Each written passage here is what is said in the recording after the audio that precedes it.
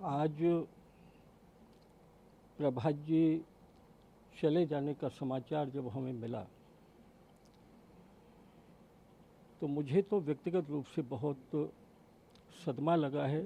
आज सुबह से ही मन बहुत विचलित है, क्योंकि उनका रिश्ता हमारे साथ केवल राजनीति के नाते नहीं था। प्रभात जी मेरे पारिवारिक मित्र थे, परिवार के सदस्य जैसे थे, और गुरु भाई का रिश्ता भी हम दोनों के बीच में था।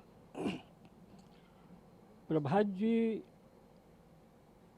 को एक राजनेता के रूप में समेटना ये अधूरापन होगा। बहुत मल्टी डायमेंशन, बहुत बहुआयामी व्यक्तित्व प्रभात जी का था।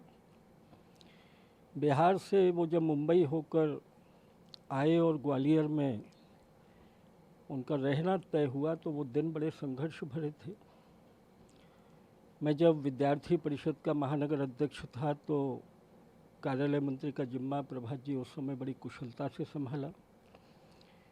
वे पत्रकार रहे, ग्वालियर में वरिष्ठ पत्रकार रहे, और उन दिनों के सबसे प्रतिष्ठित अखबार स्वदेश में उनके आर्टिकल्स की चर्चा पूरे प्रदेश में हुआ करती थी, और इसलिए वो पत्रकार भी थे, वो लेखक भी थे। और मेरा ये अनुभव आया कि बड़ी अभिनव कल्पना देना ये उनका बहुत बड़ा गुण था। ऐसी ऐसी कल्पनाएं हमको दिया करते थे जिनको हम सोचते भी नहीं, और इसलिए आज उनके चले जाने से पार्टी को भी अपूर्णीय क्षति हुई है, मुझे व्यक्तिगत रूप से क्षति हुई है, और मुझे इस बात का दुख है कि मुझसे छोटे थे प्रभात जी, बहुत जीवट भरे हुए थे।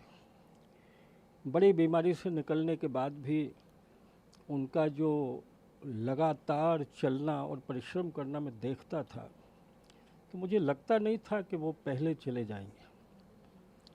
मेरी बहुत भावपूर्ण श्रद्धांजलि है उस पुण्यात्मा को, और प्रभात जी के अवदान को भारतीय जनता पार्टी और हमारा संगठन ये कभी भुला नहीं पाया। संस्मरण तो मैं कितने आपको बताऊं,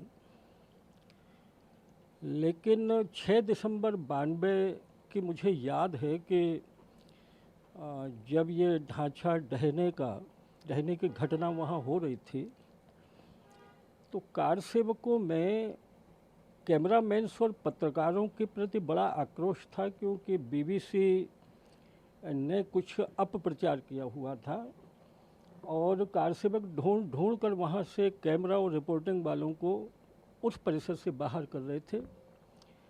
मैं राम कथा कुंज पर खड़ा था उस समय, और प्रभात जी अपनी कलम लगातार चलाए जा रहे थे स्वदेश के लिए रिपोर्टिंग करने के लिए, और इसलिए कार सेवकों के प्रतिरोध को सहकर भी एक साहसी पत्रकारिता जिसको कहते हैं वो करते हुए मैंने अयोध्या जी में देखा।